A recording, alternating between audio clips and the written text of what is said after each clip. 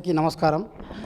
ఈరోజు నాగమణి కులద్రోహంకార హత్యకు సంబంధించి అయితే రౌండ్ టేబుల్స్ నిర్వహిస్తున్న ఈ సమావేశానికి అధ్యక్షులు కేవీపీఎస్ రంగారెడ్డి జిల్లా అధ్యక్షులు సామేలన్న, ఈ కార్యక్రమానికి ముఖ్య అతిథిగా వచ్చిన కేవీపీఎస్ రాష్ట్ర ప్రధాన కార్యదర్శి స్కైలాబాబు గారు, అట్లాగే బీఎస్పీ జిల్లా నాయకులు రఘుపతన్న, కృష్ణన్న, ఇతర సంఘాల నాయకులు అందరికీ కూడా పేరు పేరున కేవీపీఎస్ రంగారెడ్డి జిల్లా కమిటీ తరపున ధన్యవాదాలు తెలియజేస్తూ ఉన్నాం.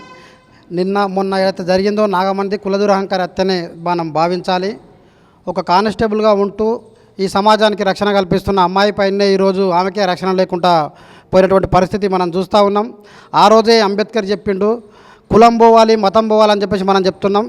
ఈ రక్త మిశ్రమం జరగాలి, ఇంటర్ క్యాస్ట్ మ్యారేజ్లు జరిగినప్పుడే కులం పోతుందని చెప్పేసి అంబేద్కర్ భావించి భారత రాజ్యాంగం రాస్తే ఈరోజు దానికి విరుద్ధంగా కొంతమంది కొన్ని కులాల్లో వాళ్ళే ఈరోజు ఆలోచిస్తున్న పరిస్థితి ఉంది. దానికి విరుద్ధంగా కులం ఉండాలి, మేమే మా కులం గొప్పది, మా మతం గొప్పది అనే పద్ధతుల్లో ఈరోజు వ్యవహరిస్తూ ఉన్నారు.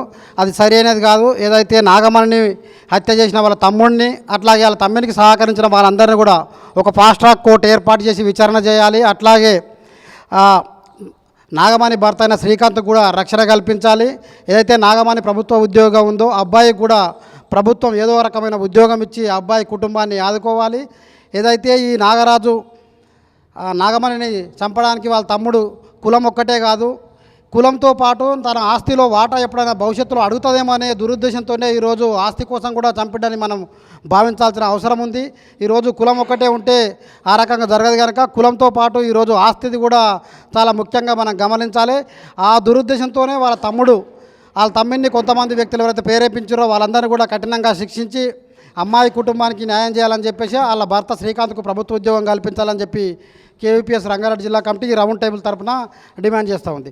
నాకు అవకాశం కల్పించిన అధ్యక్షుల వారికి అందరికీ ధన్యవాదాలు తెలుపుతూ ముగిస్తున్నాం.